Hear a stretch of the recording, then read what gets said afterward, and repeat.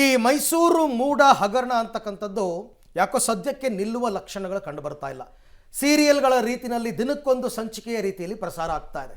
ಈಗಾಗಲೇ ಮೂಡದ ವಿಚಾರಕ್ಕೆ ಸಂಬಂಧಪಟ್ಟಂತೆ ಇಡಿ ಅಧಿಕಾರಿಗಳು ತನಿಖೆ ನಡೆಸಿ ಲೋಕಾಯುಕ್ತ ಎಡಿಜಿಪಿಗೆ ಒಂದು ಪತ್ರವನ್ನು ಬರೆದಿದ್ರು. ಅಲ್ಲಿ ನಡೆದಿರತಕ್ಕಂಥ ಭ್ರಷ್ಟಾಚಾರದ ಬಗ್ಗೆ ಇಂಚಿಂಚು ಮಾಹಿತಿಯನ್ನು ಕೊಟ್ಟಿದ್ರು. ಆದರೆ ಅದು ಅಷ್ಟಕ್ಕೆ ಮುಗಿತಾ ಇಲ್ಲ. ಮುಂದುವರಿದ ರೀತಿಯಲ್ಲಿ 700 ಕೋಟಿ ಹಗರಣ ಅಲ್ಲ, ಇಲ್ಲಿ ಬ್ರಹ್ಮಾಂಡ ಭ್ರಷ್ಟಾಚಾರನೇ ನಡೆದಿದೆ ಅಂತಕ್ಕಂಥ ಮಾಹಿತಿ ಈಗ ಲಭ್ಯವಾಗ್ತಾ ಇದೆ. ಸೈಟ್ಗಳ ಹಂಚಿಕೆಯಲ್ಲಿ ಅಕ್ರಮ ಅಲ್ಲ, ಲೇಔಟ್ಗಳ ನಿರ್ಮಾಣದಲ್ಲೇ ಅಕ್ರಮ ಆಗಿದೆ.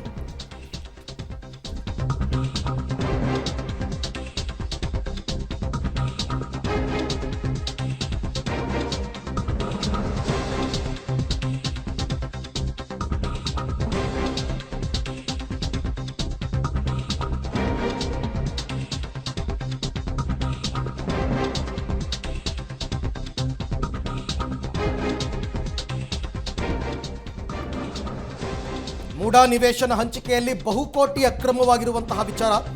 ಮೂಡ ಹಗರಣದ ಇನ್ನಷ್ಟು ಅಕ್ರಮಗಳು ಈಗ ಬಹಿರಂಗವಾಗಿದೆ. ಅದು ಕೂಡ ಇಡಿ ತನಿಖೆಯಲ್ಲೇ. ಇಡಿಯವರು ಇಂಚಿಂಚು ಜಾಲಾಡ್ಬಿಟ್ಟಿದ್ದಾರೆ. ಸಾಕ್ಷಿ ಸಮೇತ ಮಾಹಿತಿಗಳನ್ನು ಕೊಡ್ತಾ ಇದ್ದಾರೆ. ಇಲ್ಲಿ ಏನೇನು ನಡೆದಿದೆ, ಅನ್ಯಾಯ, ಭ್ರಷ್ಟಾಚಾರ ಅಂತಕ್ಕಂಥದ್ದು ಇಡಿ ತನಿಖೆಯಲ್ಲಿ ಈಗ ಮತ್ತಷ್ಟು ಸ್ಫೋಟಕ ಸತ್ಯಗಳು ಬಯಲಾಗ್ತಾ ಇದೆ. ಅದೆಲ್ಲದರ ಮಾಹಿತಿ ಪಬ್ಲಿಕ್ ಟಿವಿಯಲ್ಲಿ ಬಿಗ್ ಎಕ್ಸ್ಕ್ಲೂಸಿವ್ ಡೀಟೇಲ್ಸನ್ನು ನಿಮಗೆ ನಾವು ಕೊಡ್ತಾ ಹೋಗ್ತೀವಿ.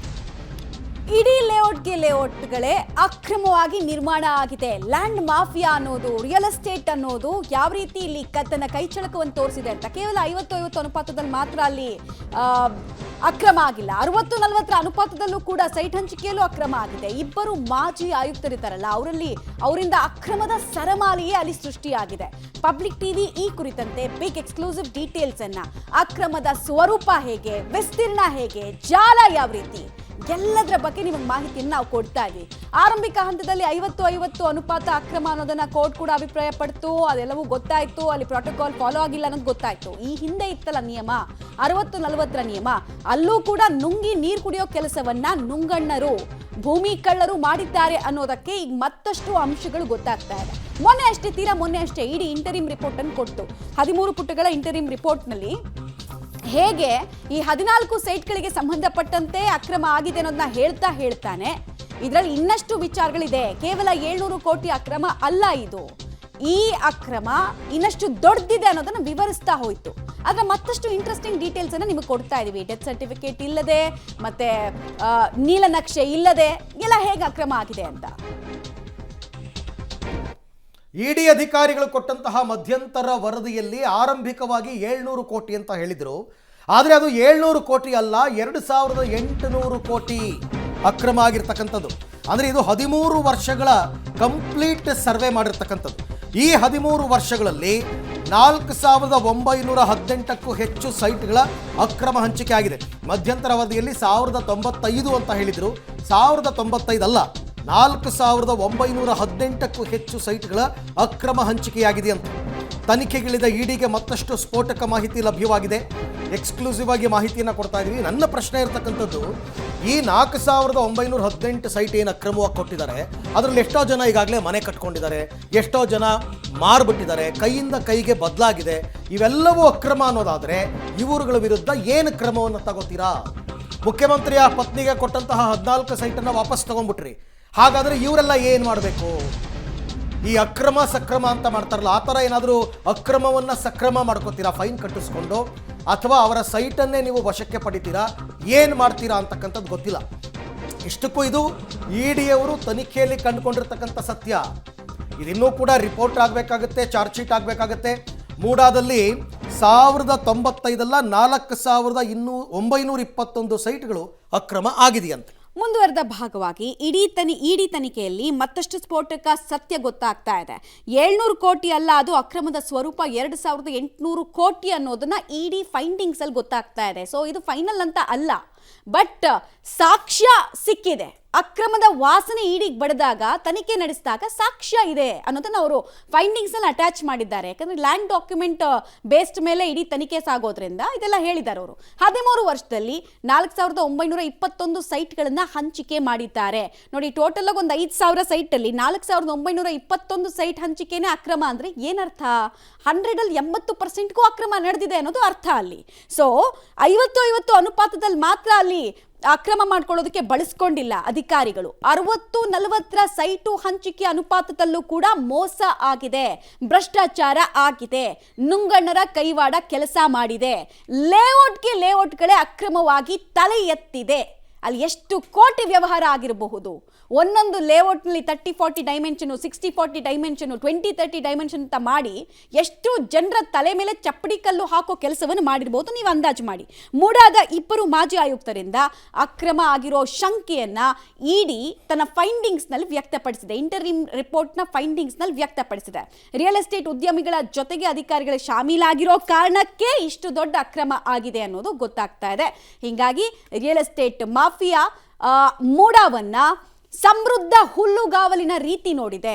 ಅಧಿಕಾರಿಗಳು ಮೂಡಾವನ್ನ ಸಮೃದ್ಧ ಹುಲ್ಲುಗಾವಲಿನ ರೀತಿ ತಮಗೆ ಬೇಕಾದಂಗೆ ಮೇಯ್ದಿದ್ದಾರೆ, ನುಂಗಿದ್ದಾರೆ, ನೀರು ಕುಡಿದಿದ್ದಾರೆ ಅನ್ನೋದು ಇಡಿ ಅಧಿಕಾರಿಗಳು ತಮ್ಮ ಪರಿಮಿತಿಯಲ್ಲಿ ಕಂಡುಕೊಂಡಿರುವಂತಹ ಅಕ್ರಮ. ಹಿಂಗಾಗಿ ಇದನ್ನು ಇಗ್ನೋರ್ ಮಾಡಿಬಿಡಿ ನೀವು ಅಂತ ಲೋಕಾಯುಕ್ತಕ್ಕೆ ಕೊಟ್ಟಿರೋದು. ಅದನ್ನು ಕೂಡ ತುಂಬಾ ಜನ ಹೇಳ್ತಾರೆ ಒಂದಿನ ಮುಂಚೆ ಕೊಟ್ಟರು ಅಂತ. ಹಂಗಲ್ಲ, ಅದು ಸೆಕ್ಷನ್ 66/2 ಪ್ರಕಾರ ಕೊಟ್ಟಿದ್ದಾರೆ ಅವರು. ಸೊ ಕನ್ವರ್ಷನ್ ಲೇಔಟ್ಗಳಲ್ಲೂ ಕೂಡ ಅಕ್ರಮ ಬಯಲಾಗಿದೆ. ಕನ್ವರ್ಷನ್ ಲೇಔಟ್ ಅಂತ ಅಂದ್ರೆ ಏನು?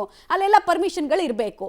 ಒಂದು DC ಕನ್ವರ್ಷನ್ ಆಗಿದೆಯಾ ಅಲ್ಲಿ, ಮತ್ತೆ NOC ಸಿಕ್ಕಿದೆಯಾ ಅಲ್ಲಿ, ಖಾತೆ ಆಗಿದೆಯಾ, ಕ್ರಯ ಯಾವ ರೀತಿ ಆಗಿದೆ, ಇಲ್ಲೂ ಕೂಡ ಅಕ್ರಮ ಆಗಿದೆ. ಈ ಬಗ್ಗೆ ಮತ್ತಷ್ಟು ಮಾಹಿತಿ ಪಡೆಯೋಣ. ನನ್ನ ಕೊಲೀಗ ಮುರಳೀಧರ್ ನನ್ನ ಜೊತೆ ಇವಾಗ ನೇರ ಸಂಪರ್ಕಕ್ಕೆ ಸಿಗ್ತಾ ಇದ್ದಾರೆ. ಮುರಳಿ, ಈಗ ಕೇವಲ 3-4 ದಿನಗಳ ಹಿಂದೆ ಒಂದು ಮಧ್ಯಂತರ ರಿಪೋರ್ಟನ್ನು ಇಡಿ ಅಧಿಕಾರಿಗಳು ಕೊಟ್ಟಿದ್ರು. 700 ಕೋಟಿಗಳು ಅಕ್ರಮ ಆಗಿದೆ ಅಂತಕ್ಕಂಥದ್ದು. ಈಗ ನೋಡಿದ್ರೆ ಅದು 4 ಪಟ್ಟು ಜಾಸ್ತಿ ಆದಂಗೆ ಕಂಡು ಬರ್ತಾ ಇದೆ. ಇದು ಕೂಡ ಮಧ್ಯಂತರ ವರದಿನ ಅಥವಾ ಅಂತಿಮ ರಿಪೋರ್ಟ? ಏನು ಹೇಳ್ತಾ ಇದೆ ಈ ರಿಪೋರ್ಟ್ ಇವಾಗ ಅಂತ?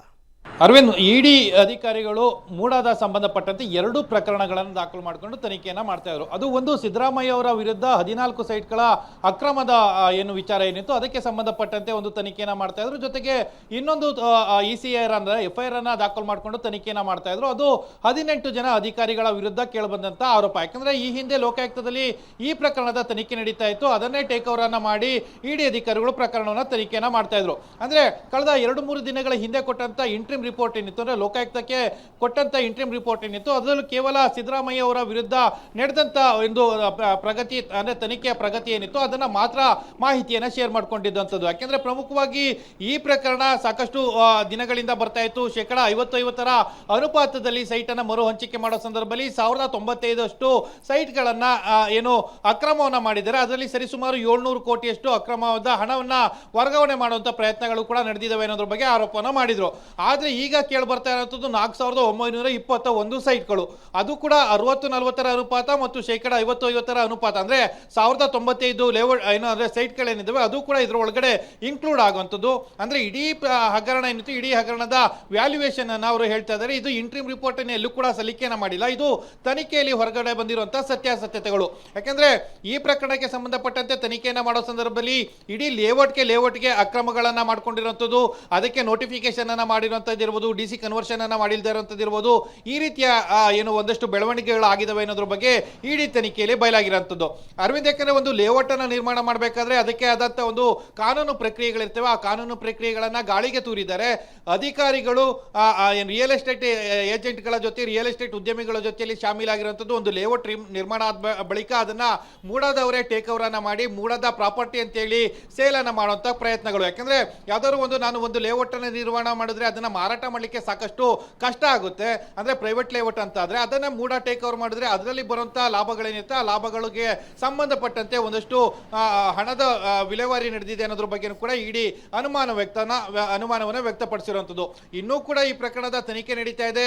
ಅಂದ್ರೆ 50-50 ಅನುಪಾತದ ಇರ್ಬೋದು, 60-40 ಅನುಪಾತದ ಇರ್ಬೋದು, 18 ಜನ ಅಧಿಕಾರಿಗಳ ವಿರುದ್ಧ ನಡೆದಂತ ಪ್ರಕರಣ ಇರ್ಬೋದು, ಈ ಎಲ್ಲಾದ್ರ ಬಗ್ಗೆನೂ ಕೂಡ ಮಾಹಿತಿಗಳನ್ನ ಕಲೆ ಹಾಕ್ತಾ ಇರುವಂತದ್ದು. ಅದರಲ್ಲೂ ಕೂಡ ಪ್ರಮುಖವಾಗಿ ಹಿನ್ಕಲ್ನ ಸರ್ವೆ ನಂಬರ್ 71ರಲ್ಲಿ ಸರಿಸುಮಾರು ಸುಮಾರು 2,000ಕ್ಕೂ ಹೆಚ್ಚು ಸೈಟ್ಗಳನ್ನ ಅಕ್ರಮವನ್ನ ಮಾಡಿದ್ದಾರೆ ಅನ್ನೋದ್ರ ಬಗ್ಗೆ ಆರೋಪಗಳು ಕೂಡ ಕೇಳಿಬಂದಿರುವಂಥದ್ದು. ಅದಕ್ಕೆ ಪೂರಕವಾದ ದಾಖಲಾತಿಗಳನ್ನ ಇಡಿ ಅಧಿಕಾರಿಗಳು ಈಗ ಕಂಡುಹಿಡಿಯುವಂತ ಪ್ರಯತ್ನಗಳನ್ನ ಮಾಡ್ತಾ ಇದ್ದಾರೆ. ಜೊತೆಗೆ ದೂರುದಾರರಿರ್ಬೋದು, ಜೊತೆಗೆ ಸಾಕ್ಷಿಗಳಿರ್ಬೋದು, ಅಧಿಕಾರಿಗಳಿರ್ಬೋದು, ಇವ್ರನ್ನೆಲ್ಲರನ್ನು ಕೂಡ ಕರೆಸಿ ವಿಚಾರಣೆಗೆ ಒಳಪಡಿಸ್ತಾ ಇರೋಂಥದ್ದು. ಅರವಿಂದ್, ಅಂದ್ರೆ ಮುರಳಿ, ಇಲ್ಲಿ 100%ದಲ್ಲಿ 80%ಗಿಂತ ಜಾಸ್ತಿ ಅಕ್ರಮ ಆಗಿದೆ ಅನ್ನೋದು ಮೇಲ್ನೋಟಕ್ಕೆ ಗೊತ್ತಾಗ್ತಾ ಇದೆ. 80%ಗಿಂತ ಜಾಸ್ತಿ.